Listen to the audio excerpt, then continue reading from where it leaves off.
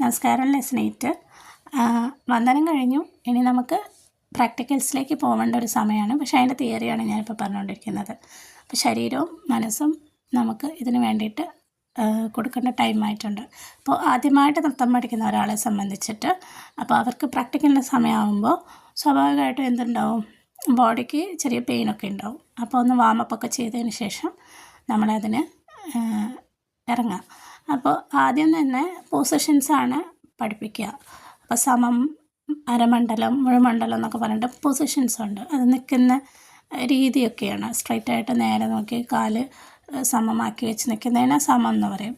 അരമണ്ഡലം എന്ന് പറഞ്ഞു കഴിഞ്ഞാൽ ഒരു വര നമ്മൾ വരച്ച് കഴിഞ്ഞ് കഴിഞ്ഞാൽ, സ്ട്രൈറ്റ് ലൈൻ വരച്ച് കഴിഞ്ഞ് കഴിഞ്ഞാൽ ആ വരയിൽ നമ്മുടെ കാല് അങ്ങോട്ടും ഇങ്ങോട്ടും വെച്ചിട്ട് നമ്മുടെ ഹൈറ്റിൻ്റെ പകുതി ഹൈറ്റിലേക്ക് നമ്മളിരിക്കുന്ന ഒരു പൊസിഷനാണ്. കൈ ഇങ്ങനെ ഇടുപ്പിലേക്ക് വെച്ചിട്ട്.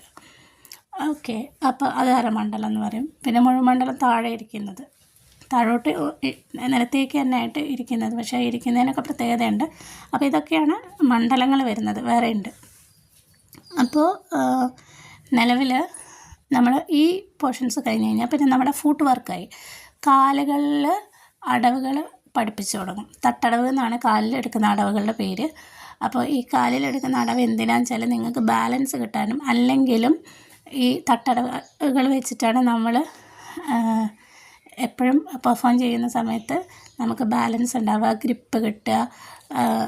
നമ്മളതിനകത്ത് ഉറച്ച് കിട്ടണം അടവുകളിൽ.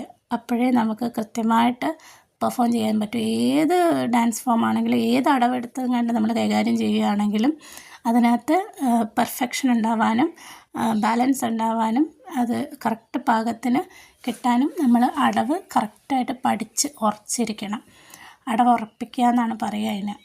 കാരണം കുറേ ചവിട്ടിയാലേ നമുക്ക് ശീലമാവും. ഒരു ദിവസം കുറേ നേരം ഇരുന്ന് ചവിട്ടരുത്.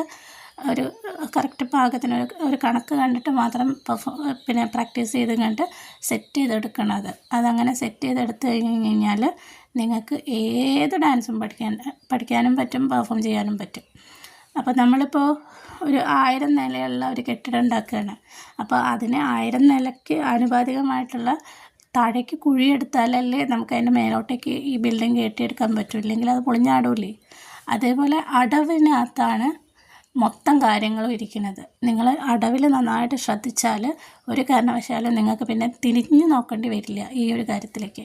അത്ര പെർഫെക്റ്റായിട്ട് അടവ് ക്ലിയർ ചെയ്യുക. അതേപോലെ തന്നെ മുദ്രകൾ ഒക്കെ നല്ല വൃത്തിയായിട്ട് പഠിക്കുക. പിന്നെ നിങ്ങൾക്ക് ഐറ്റത്തിലേക്ക് വരുന്ന സമയത്ത് ബുദ്ധിമുട്ടൊന്നും ഉണ്ടാവില്ല. ഓക്കെ, അപ്പോൾ ബോഡീനെ കുറിച്ചാണ് ഇപ്പോൾ നമ്മൾ പറഞ്ഞത്. ആദ്യം കാലിൻ്റെ അടവുകൾ കഴിയും. പിന്നെ നാട്ടടവ് കയ്യിൽ, പിന്നെ അതല്ലാത്ത നമ്മുടെ ബോഡി മൂവ്മെൻറ്റ്സ് കാര്യങ്ങളൊക്കെ വരുന്ന മറ്റടവുകളുണ്ട്. ഈ അടവുകളൊക്കെ കഴിഞ്ഞ് കഴിഞ്ഞാൽ നമുക്ക് ഐറ്റത്തിലേക്ക് കയറാനായിട്ട് പറ്റും, മുദ്രകളും കൂടെ കഴിഞ്ഞിട്ട്. അപ്പോൾ അങ്ങനെ നമുക്ക് പ്രാക്ടീസൊക്കെ തുടങ്ങാനായിട്ട് പറ്റും. ഓക്കെ, അപ്പോൾ ഇത്രയും കാര്യങ്ങളാണ് ഇവിടെ ഞാൻ മെൻഷൻ ചെയ്തിരിക്കുന്നത്. പ്രാക്ടിക്കൽ ആർക്കെങ്കിലും ആവശ്യമുണ്ടെങ്കിൽ എനിക്ക് ജസ്റ്റ് മെൻഷൻ ചെയ്യുക തന്നെ വേണം. കാരണം നിങ്ങൾ മെൻഷൻ ചെയ്താലേ ഞാൻ അതിൻ്റെ പ്രാക്ടിക്കൽ വെർഷൻസ് ഇടുന്നുള്ളൂ. വെറുതെ ഇട്ടുങ്ങാണ്ട് സമയം കളയണ്ടല്ലോ വിചാരിച്ചിട്ടാണ്. നാട്യശാസ്ത്രത്തിൻ്റെ തിയറി അങ്ങ് പറഞ്ഞ് പോയിക്കൊണ്ടിരിക്കുകയാണ് ഞാൻ കേട്ടോ. അപ്പോൾ എല്ലാവർക്കും കേൾക്കാനും മനസ്സിലാക്കാനും പറ്റുന്ന രീതിയിലാണുള്ളത്. ഇതിൻ്റെയൊക്കെ പോസ്റ്റേഴ്സ് കാര്യങ്ങളൊക്കെ ഞാൻ ഇട്ട് തരുന്നുണ്ട്. എങ്ങനെയാണ്, എന്താണ്, ഏതാണ് എന്നൊക്കെ. അതൊക്കെ ചെറിയ ഷോർട്ട് വീഡിയോസ് ഇട്ടാലും നിങ്ങൾക്ക് പെട്ടെന്ന് മനസ്സിലാവും.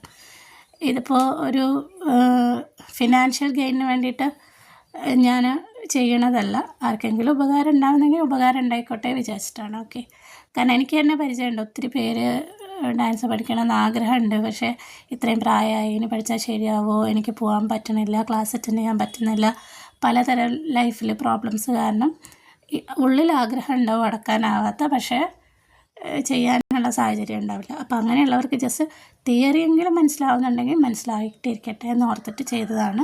പ്രാക്ടിക്കൽ വേണ്ടവർക്ക് ഉറപ്പായിട്ട് പ്രാക്ടിക്കൽ തരും. പക്ഷേ അതെനിക്ക് മെൻഷൻ ചെയ്ത് തന്നാലേ എനിക്കത് നിങ്ങൾക്ക് വേണോ വേണ്ടോ എന്ന് മനസ്സിലാവുള്ളൂ. അപ്പോൾ ഒന്ന് കമൻറ്റിൽ പ്രാക്ടിക്കൽ വേണമെന്നൊന്ന് മെൻഷൻ ചെയ്താൽ ഞങ്ങൾ പ്രാക്ടിക്കലിൻ്റെ വെർഷൻ കൂടെ ഇട്ട് തരും. അപ്പോൾ നിങ്ങൾക്ക് കുറച്ചും കൂടെ ക്ലാരിറ്റി കിട്ടും കേട്ടോ. Okay, anyway thank you so much.